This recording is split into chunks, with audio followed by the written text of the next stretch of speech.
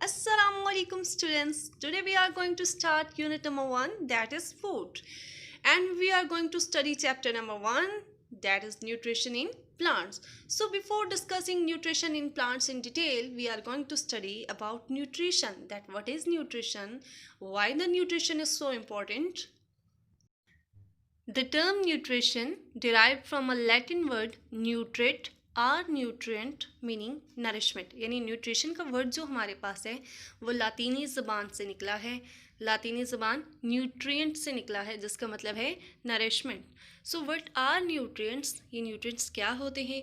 जितना भी स्टूडेंट्स हम फूड का इनटेक करते हैं उसके अंदर कुछ इसेंशियल मटेरियल जो होते हैं जो हमारी ग्रोथ के लिए और बॉडी की मेंटेनेंस के लिए बहुत ज़रूरी होती हैं। सो इनको हम न्यूट्रिएंट्स कहते हैं।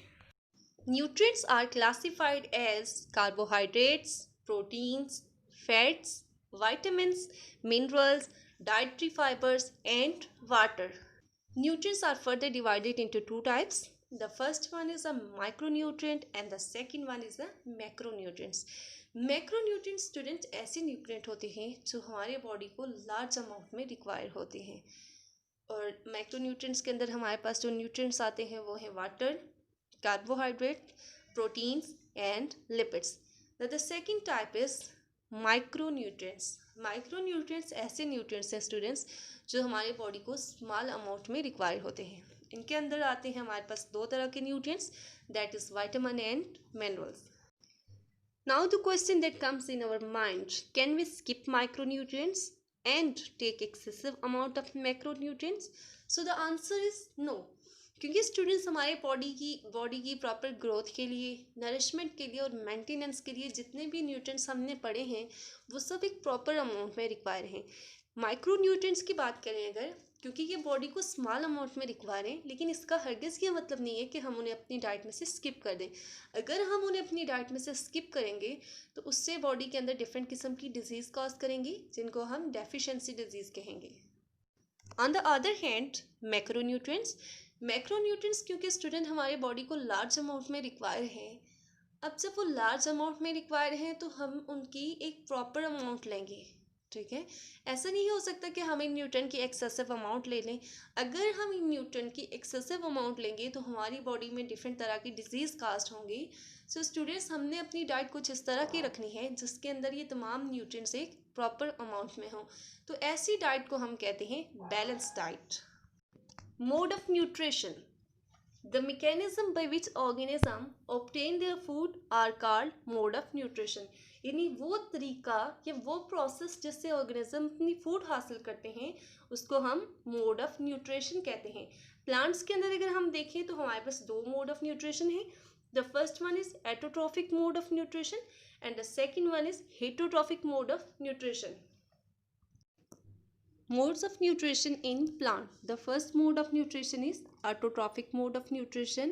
Before discussing this mode of nutrition, we will study about autotrophs. Auto means self and trophic means food. So the ability to prepare food for themselves is called autotroph. यानी अपने लिए खुराक तैयार करना या ऐसे ऑर्गेनिजम्स जो अपने लिए खुराक तैयार कर सकते हैं उसको हम ऑटोट्रॉफ कहेंगे। And this whole process is called autotrophic mode of nutrition. और ये पूरा प्रोसेस यानी जिसके अंदर कोई भी ऑर्गेनिज्म अपने लिए फूड प्रिपेयर करता है, ये पूरा प्रोसेस हमारे पास क्या कहलाएगा, autotrophic mode of nutrition. Autotrophic mode of nutrition के अंदर तमाम ग्रीन प्लांट्स आते हैं, ब्लू ग्रीन एल्गी आती है, ठीक है स्टूडेंट्स। अब हम ये देखते हैं कि ये जितने भी प्लांट्स हैं ये अपनी फूड किस तरह प्रिपेयर करते हैं। They make their own food with the help of sunlight and chlorophyll in the presence of carbon dioxide from air and water from soil. So this whole process is called photosynthesis. Process of photosynthesis student एक ऐसा process है जिससे plant अपने लिए खुद खुराक तैयार करता है। अब हम देखते हैं कि क्या कंडीशंस हैं जो फोटोसिंथेसिस के लिए बहुत नेसेसरी हैं। तो हमारे पास चार बहुत अहम कंडीशंस हैं जो फोटोसिंथेसिस के लिए बहुत ज़रूरी होती हैं। The first condition is sunlight को होना बहुत ज़रूरी होता है, कार्बन डाइऑक्साइड का होना बहुत ज़रूरी होता है, वाटर बहुत इंपॉर्टेंट एलिमेंट है फोटोसिंथेसिस का।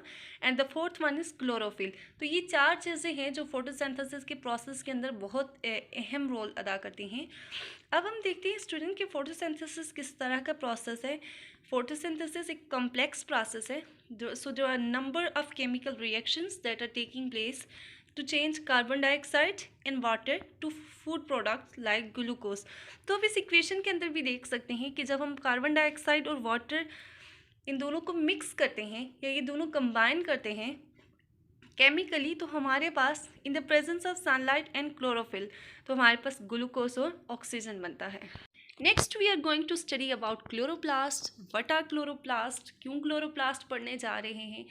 एक्चुअली स्टूडेंट क्लोरोप्लास्ट आपके पास एक प्लास्टिड होता है जो ग्रीन प्लांट सेल्स के अंदर होता है, और इसी क्लोरोप्लास्ट के अंदर आपके पास क्लोरोफिल होते हैं।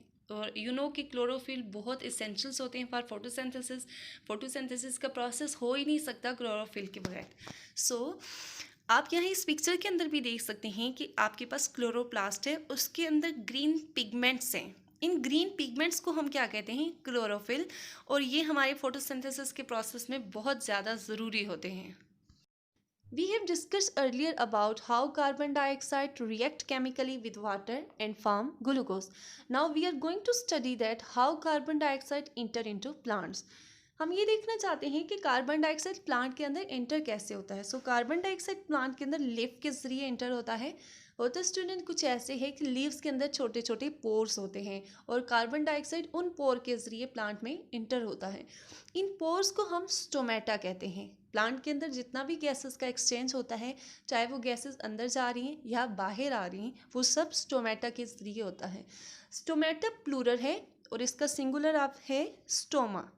नीचे 2 पिक्चर्स हैं जिनके अंदर आप देख सकते हैं। फर्स्ट में स्टोमा आपके पास ओपन है, यानी वो पोर्स खुले हुए हैं, and in the second one stoma is closed, यानी कि वो जो छोटे छोटे पोर्स आपको लीफ के अंदर दिखाई देते हैं वो उसके अंदर बंद हैं। The next thing that we are going to study is about how water is absorbed. Water is absorbed from the soil by small root hairs in the ground. अब students पानी तो जज़ब कर लेती हैं, कुछ रूट हेयर्स होते हैं, ठीक है, ज़मीन से। अब हम ये देखेंगे कि ये पानी प्लांट के बाकी हिस्सों तक कैसे जाता है। ये पानी जब हम रूट्स अब्जॉर्ब कर लेती हैं तो उसके बाद नेक्स्ट फंक्शन होता है इन्हें लीफ तक पहुंचाना, क्योंकि लीफ के अंदर आपके पास जो है वो फूड प्रोसेस हो रहा होता है, फूड मेकिंग प्रोसेस हो रहा होता है। तो वो ट्यूब्स जो पानी को जड़ों से लेके लीफ तक लेके जाती हैं, दैट आर कॉल्ड जाइलम्स। ऐसी ट्यूब्स को हम क्या कहते हैं, जाइलम्स कहते हैं। अब पानी पत्ते में पहुंच चुका होता है, लीव्स तक पहुंच चुका होता है। लीफ के अंदर आपको पहले भी पता है कि कार्बन डाइऑक्साइड होती है, इंटर होती है थ्रू स्टोमेटा। वहाँ कार्बन डाइऑक्साइड भी है, वाटर भी है। अब ये दोनों केमिकल ये रिएक्ट करेंगे और हमारे पास क्या बन जाएगा, glucose, that is the food. अब ये ग्लूकोज को भी लीफ के अंदर ही नहीं रहना, उसने सर्कुलेट करना है थ्रू आउट द प्लांट। तो सर्कुलेशन किसकी मदद से होगी, अगेन वो सर्कुलेशन एक कंडक्टिंग ट्यूब की हेल्प से होगी। वो ट्यूब क्या करेगी कि उस ग्लूकोज को प्लांट के डिफरेंट पार्ट्स तक पहुंचाएगी। इस ट्यूब को हम क्या कहते हैं, फ्लोएम कहते हैं। जितना भी ग्लूकोज बनता है कुछ प्लांट इमीडिएटली यूज़ कर लेता है और कुछ स्टोर हो जाता है। और जितने भी हम वेजिटेबल्स और फ्रूट खाते हैं ये बेसिकली हमारे पास स्टोर फूड होते हैं। प्लांट्स हमेशा जो इनटेक गैसेस का करते हैं दैट इज़ कार्बन डाइऑक्साइड, और प्लांट से जो रिलीज होती है gas during the process of photosynthesis that is oxygen. हम यूँ भी कह सकते हैं कि इस ज़मीन के ऊपर फोटोसिंथेसिस का प्रोसेस बहुत ज़रूरी है, क्योंकि हमें सर्वाइवल के लिए कौन सी गैस चाहिए, ऑक्सीजन चाहिए। ऑक्सीजन कब रिलीज़ होती है, जब फोटोसिंथेसिस का प्रोसेस हो रहा होता है। The next mode of nutrition is heterotrophic mode of nutrition. Hetero mean different and trophic refers to food. The organism that obtain their food from other organism are called heterotroph. यानी ऐसे organism जो अपनी खुराक खुद तैयार नहीं कर सकती और वो दूसरे organism से लेते हैं, this is called heterotroph. And the whole process, यानी ये food obtain करने का जितना भी process था इसको हम कहते हैं heterotrophic nutrition. हमारे पास जितने भी हेटरोट्रॉफ्स हैं वो डायरेक्टली या इनडायरेक्टली ऑटोट्रॉफ्स पे डिपेंड कर रहे होते हैं। यानी एग्जांपल है हमारे पास ह्यूमन बींग्स की और एनिमल्स की, क्योंकि ये दोनों डायरेक्टली अपने फूड खुद प्रिपेयर नहीं कर सकते, सो इन्हें डिपेंड करना पड़ता है किस पे, ऑटोट्रॉफ्स पे।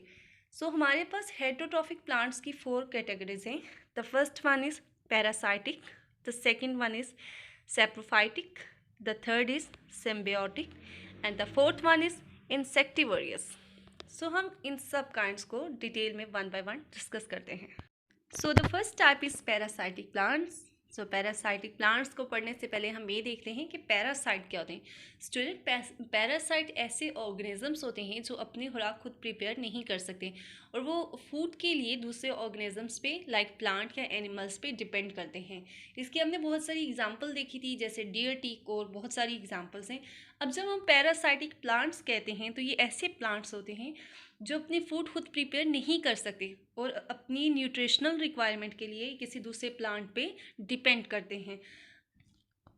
So the next question is कि ये किस तरह से करते हैं, कैसे अपनी फूड लेते हैं। स्टूडेंट्स, हमने पढ़ा था कि प्लांट्स के अंदर जो मेन 2 ट्रांसपोर्टिंग सिस्टम्स हैं या कंडक्टिंग ट्यूब्स हैं, that are xylem and phloem. Xylem क्या करती है कि रूट से पानी को लेके लीफ तक जाती है जहाँ के आप वहाँ खुराक तैयार होती है और फिर वो खुराक जो भी है जैसे like in the form of glucose होती है वो पूरे प्लांट्स के जितने भी पार्ट्स होते हैं उन तक ट्रांसपोर्ट होती है। So the main 2 conducting tubes are xylem and phloems.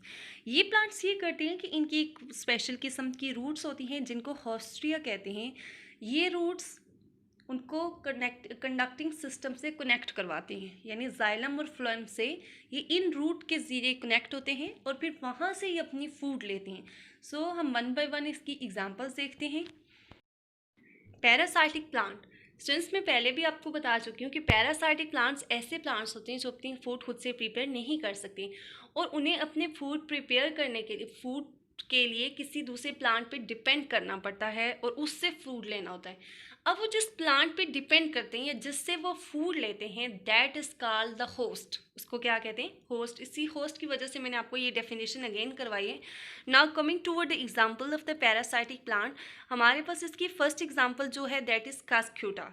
कास्क्यूटा को बेसिकली डॉडर भी कहते हैं। ये हमारे पास एक लीफलेस प्लांट है और इसको ट्विनिंग प्लांट भी कहते हैं। अब सबसे पहली बात तो ये देखते हैं कि अगर लीफलेस प्लांट है यानी इसके अंदर पत्ते ही नहीं है तो ज़्यादा क्लोरोफिल नहीं है। क्लोरोफिल नहीं है तो ये अपनी फूड खुद से प्रिपेयर नहीं कर सकता। Then the second thing is this is twining plant. Twining plant का मतलब है ये किसी भी प्लांट के इर्द गिर्द अपने आप को ट्विन कर लेता है, यानी उसके इर्द गिर्द ये राउंड सर्कल ले लेता है और फिर अपनी फूड प्रिपेयर करता है। अब ये जिस होस्ट प्लांट के इर्द गिर्द अपने आप को ट्विन करता है उससे जो भी इसको फूड मिलती है अगर तो वो इसके लिए बेनिफिशियल है, मतलब वो इससे फ़ायदा दे रही है, इससे वो ग्रो कर रहा है या जो भी इसकी रिक्वायरमेंट्स इस प्लांट्स की वो पूरी हो रही हैं, तो इसकी ओरिजिनल रूट्स फिर आहिस्ता आहिस्ता ये ख़त्म हो जाती हैं। और फिर ये एक रूट जिसके बारे में आपको पहले बता चुकी हूँ, जो रूट है इसकी हॉस्ट्रिया रूट, उसके ज़रिए से वो उस होस्ट प्लांट के कंडक्टिव सिस्टम से कनेक्ट होने की कोशिश करता है, यानी उसके जाइलम और फ्लोएम से कनेक्ट होने की कोशिश करता है। और जब ये कनेक्ट उससे हो जाता है तो सारी की सारी जो न्यूट्रिएंट्स हैं ये उससे लेता है, क्योंकि अब अपनी रूट्स उसकी तो ख़त्म हो चुकी हैं। सो सारी नरिशमेंट के लिए अब ये डिपेंड करेगा उस प्लांट पे। ये जो कैस्कुटा प्लांट्स हैं ये डिफरेंट प्लांट्स के इर्द गिर्द अपने आप को ट्विन कर लेते हैं। जैसे एग्जांपल में हमारे पास है पोटैटो है, लाइव है और बहुत सारे ऐसी एग्जांपल्स हैं। The next example of the parasitic plants are broomrapes. Students, इनके चौड़े पत्ते होते हैं, बड़े बड़े पत्ते होते हैं इस प्लांट के, और ये तभी अपीयर होता है ग्राउंड पे जबकि इसके फूल लगने का टाइम होता है, तभी अपीयर होता है। इस प्लांट के अंदर भी स्टूडेंट्स क्लोरोफिल नहीं होता, और जबकि क्लोरोफिल नहीं होता तो ये अपनी फूड खुद प्रिपेयर नहीं कर सकती क्योंकि फोटोसिंथेसिस का प्रोसेस नहीं हो सकता।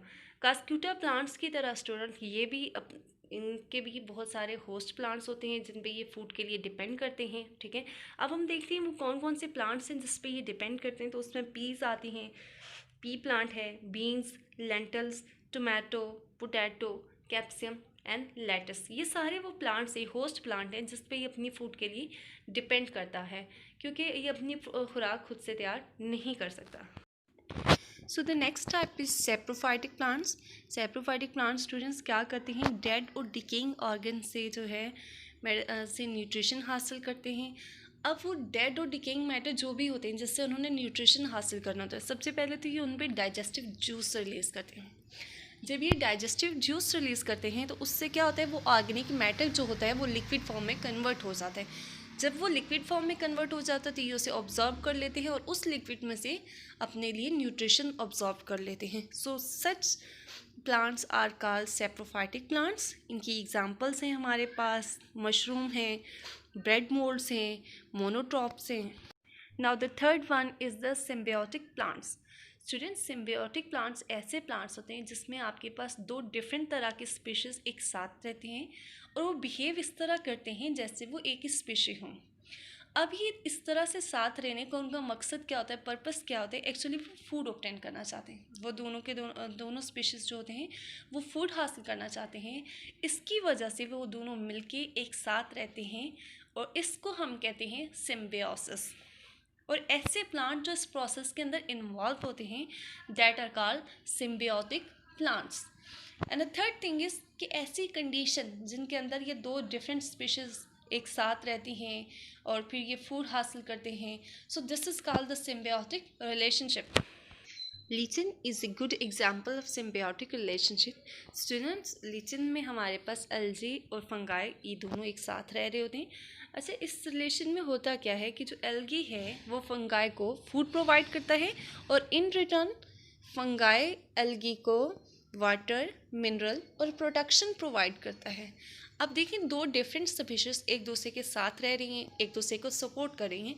So this sort of relation is called symbiotic relationship.